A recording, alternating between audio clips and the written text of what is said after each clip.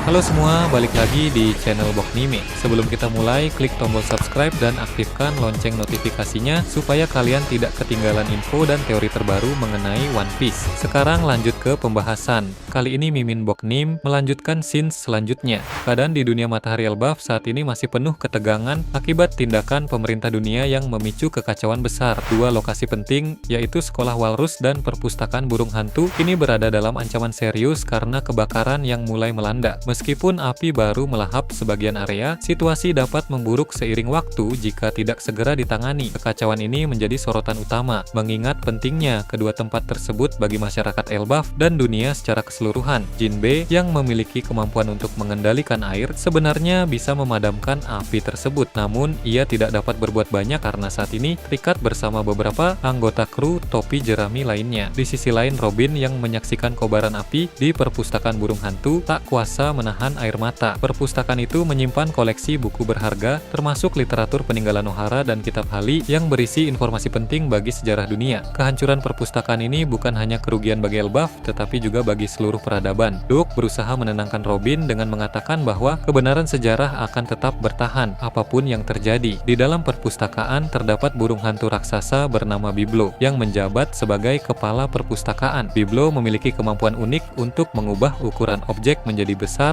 tetapi belum jelas apakah kemampuan ini akan menjadi kunci untuk menyelamatkan perpustakaan. Untuk saat ini, rak-rak buku masih aman, tetapi ancaman api yang terus mendekat membuat situasi semakin genting. Perpustakaan Burung Hantu menyimpan beberapa buku penting, salah satunya adalah kitab Hei yang mencatat sejarah dunia pertama dan kedua, serta ramalan tentang dunia ketiga. Selain itu, ada pula buku tentang para dewa, pohon Adam, dan beberapa buku misterius. Salah satu buku misterius memiliki sampul dengan gambar lingkaran sihir yang mirip dengan kekuatan Im Sama, mengindikasikan bahwa buku tersebut mungkin berisi rahasia tentang kekuatan kuno yang dimiliki Im Sama. Di luar perpustakaan, para prajurit raksasa berupaya memadamkan api di Sekolah Walrus dan Perpustakaan Burung Hantu dengan mengangkut air sebisa mungkin. Namun, usaha mereka terus dihambat oleh monster mimpi buruk dan pasukan raksasa iblis yang menjadi alat pemerintah dunia. Meskipun Im Sama, Killingham, dan Somers hanya memantau dari kejauhan, kehadiran monster dan raksasa iblis ini sudah cukup untuk memperumit situasi, membuat upaya penyelamatan semakin sulit. Pada Pulau Hachinosu, pertempuran sengit masih terus berlangsung, melibatkan tiga pihak besar, bajak laut Akagami, bajak laut Kurohige, dan angkatan laut. Pertarungan yang telah berjalan lama membuat banyak bawahan dari ketiga kubu mulai kelelahan dan jatuh satu persatu. Di tengah kekacauan, Rockstar, salah satu kru Shanks dari bajak laut Akagami, bergerak lincah membantu rekan-rekannya yang terluka atau kewalahan. Berbeda dengan anggota senior yang sibuk menghadapi musuh kuat, Rockstar memiliki keleluasaan karena tidak terikat pada duel berat. Dengan penuh semangat, dia mengakui bahwa sejak bergabung dengan bajak laut Akagami, ini adalah pertempuran paling sengit yang pernah mereka alami. Di dalam bangunan tengkorak yang menjadi pusat pertempuran, Lime Juice, salah satu kru inti Akagami, menyelinap untuk menghadapi Avalo Pizarro. Kehadiran Lime Juice membuat Avalo kesulitan mengendalikan Pulau Hachinosu dengan kekuatannya, memaksanya bertarung langsung menggunakan tubuh aslinya. Keduanya saling melancarkan teknik-teknik kuat dalam duel sengit. Di sela-sela pertarungan, Limjus menyebutkan bahwa dia mengetahui masa lalu Avalo Pizarro yang pernah menjadi raja di sebuah kerajaan di North Blue, sebagaimana diungkap dalam databook Fever Card. Nama Avalo dulu terkenal karena kekejaman dan korupsinya, yang akhirnya membuat rakyatnya memberontak dan menggulingkannya. Limjus penasaran bagaimana rakyat bisa mengalahkan seseorang sekuat Avalo Pizarro. Dia menduga mungkin seluruh rakyat dan pasukan kerajaan bersatu untuk melawan. Namun, Avalo menjelaskan bahwa ceritanya tidak sesederhana itu. Meski sebagian pasukannya tetap setia, rakyat jelas bukan tandingannya. Kekalahannya terjadi karena campur tangan pihak lain yang kuat.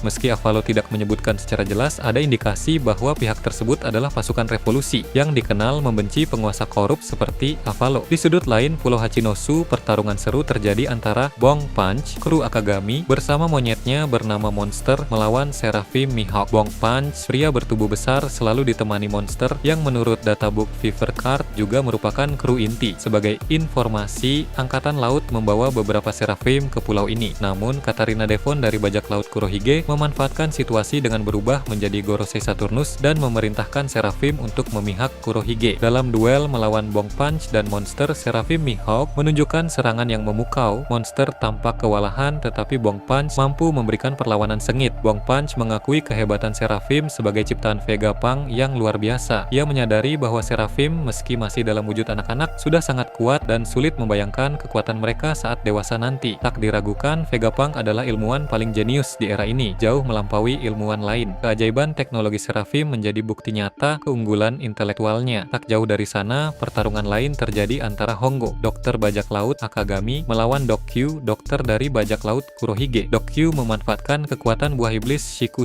no Mi untuk menyebarkan wabah yang membuat bawahan di sekitarnya menjadi lebih kuat dan brutal, namun tetap tunduk padanya. Ia memerintahkan bawahan yang terinfeksi untuk menyerang Hongo secara bersamaan. Dengan sigap, Hongo menggunakan kombinasi Busoshoku Haki yang kuat dan senjatanya, menciptakan serangan dahsyat yang menghempaskan semua bawahan Dokkyu. Namun, Dokkyu memanfaatkan momen itu untuk menyerang Hongo secara langsung. Meski Hongo sempat menangkis, ia tetap terpental akibat serangan tersebut. Dengan cepat, Hongo bangkit dan bersiap membalas dengan penuh tekad. Pertempuran di Pulau Hachinosu terus berlangsung dengan intensitas tinggi, menunjukkan kekuatan, strategi, dan ketangguhan dari masing-masing pihak yang terlibat. Sementara itu, Shanks dan Kurohige masih bertarung sengit. Shanks menggunakan serangan mirip dengan teknik berpedang. Dengan Roger, terlihat Shanks menggunakan 3 tebasa dalam sekali gerakan. Namun, setiap tebasan itu keluar bayangan Griffon yang melayang menuju Kurohige. Meski begitu, Kurohige tetap mampu bertahan dengan teknik Yami no Mi-nya. Namun, serangan tebasan Shanks tadi tetap bisa menembus dinding Yami no Mi milik Kurohige. Walaupun begitu, Kurohige tetap mampu menahannya. Setelah serangan Shanks selesai, giliran Kurohige yang membalas dengan teknik serangan dari kekuatan Yami no Mi dengan tambahan sedikit gempa yang membuat sebagian lingkungan sekitar remuk lebih cepat. Shanks melompat untuk menghindari serangan tersebut. Kurohige mempertanyakan mengapa Shanks begitu terobsesi mengejarnya. Menyadari bahwa Shanks telah lama memantau gerak-geriknya melalui jaringan informan. Dengan nada menyindir, Kurohige bertanya apakah obsesi itu karena luka di mata kiri Shanks. Namun, Shanks dengan tegas membantah, menjelaskan bahwa alasan sebenarnya adalah potensi Kurohige untuk menggagalkan era baru yang ingin diciptakan Shanks. 2 tahun sebelumnya, Shanks pernah mengungkapkan kepada Shirohige bahwa kehilangan lengan kirinya adalah taruhan demi mewujudkan era baru tersebut. Bagi Shanks, Luffy adalah kunci utama era itu, sedangkan Kurohige dianggap sebagai ancaman yang dapat merusak rencana tersebut. Menanggapi pernyataan Shanks, Kurohige tertawa dan menyatakan bahwa era baru adalah miliknya, dan Shanks tidak akan mampu menghentikannya. Shanks kemudian melangkah maju untuk menyerang sambil menyatakan bahwa Kurohige bukanlah penyandang D yang dinantikan oleh Gold di Roger. Pernyataan ini menggemakan kata-kata Shirohige di Marineford yang juga menyebut bahwa Kurohige bukan orang yang diharapkan Roger untuk menemukan One Piece dan mengubah dunia. Menurut Shanks dan Shirohige, Roger menanti seseorang yang tepat untuk mewarisi visinya, dan Kurohige jelas bukan orang itu. Kurohige hanya tertawa mendengar perkataan Shanks, mengaku bahwa dia memang tidak berniat menjadi penerus Roger, melainkan penerus Rocks de Sebek. Baginya, menemukan One Piece dan menjadi Raja Bajak Laut hanyalah langkah awal menuju ambisi yang lebih besar. Menjadi Raja Dunia, mimpi yang pernah dipegang oleh Rocks. Kurohige menegaskan bahwa setiap langkahnya terinspirasi oleh jejak Rocks, termasuk nama kapalnya Saber of Sebek yang mencerminkan keinginannya untuk mewarisi warisan sang legenda. Obsesinya terhadap Rocks bermula dari biografi yang dia baca yang memotivasinya untuk meneladani langkah-langkah sang legenda. Salah satu inspirasi Kurohige adalah kebiasaan Rocks memburu buah iblis, yang ditirunya dengan mengincar buah iblis Yami no Mi yang ternyata pernah dimiliki Rocks. Dengan kekuatan buah iblis itu, Rocks mampu menetralkan kekuatan buah iblis lawan, memungkinkannya mengalahkan tokoh-tokoh kuat seperti Shirohige, Kaido, dan Big Mom. Kurohige juga meniru strategi Rocks dalam merekrut kru, seperti mengadakan pertarungan mematikan di Impel Down level 6, mirip dengan Battle Royale yang diadakan Rocks untuk memilih anggota kru terkuat. Selain itu, pemilihan Pulau Hachinosu sebagai markas juga merupakan penghormatan kepada Rocks, karena di sanalah bajak laut Rocks pertama kali dibentuk. Kurohige sengaja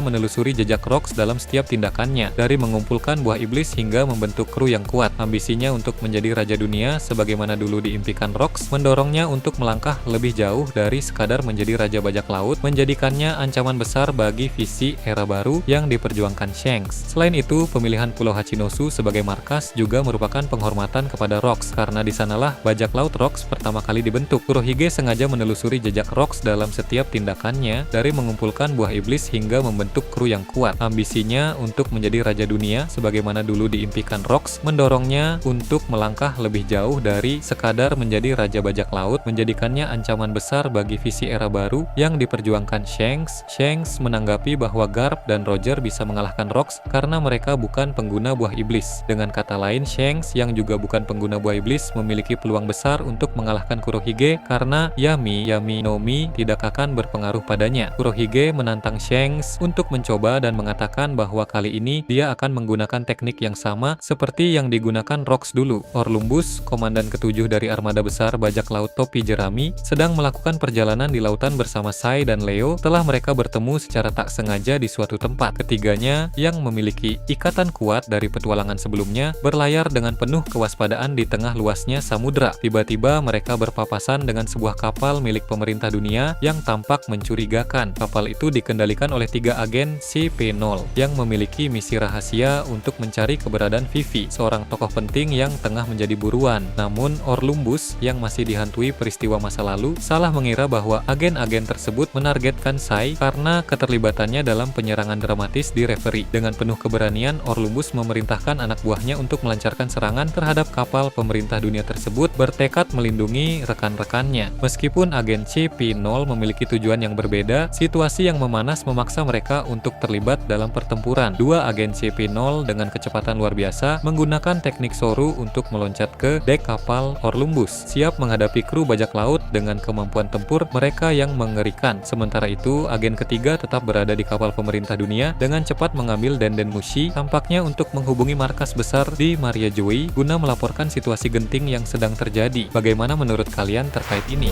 Nah, itu tadi berbagai hal menarik pada pembahasan channel Boknaim kali ini. Menurut kalian bagaimana? Silahkan tulis di kolom komentar di bawah. Oke, segitu saja untuk pembahasan kali ini. Jangan lupa like, share, dan subscribe untuk video menarik selanjutnya. Peaceful World.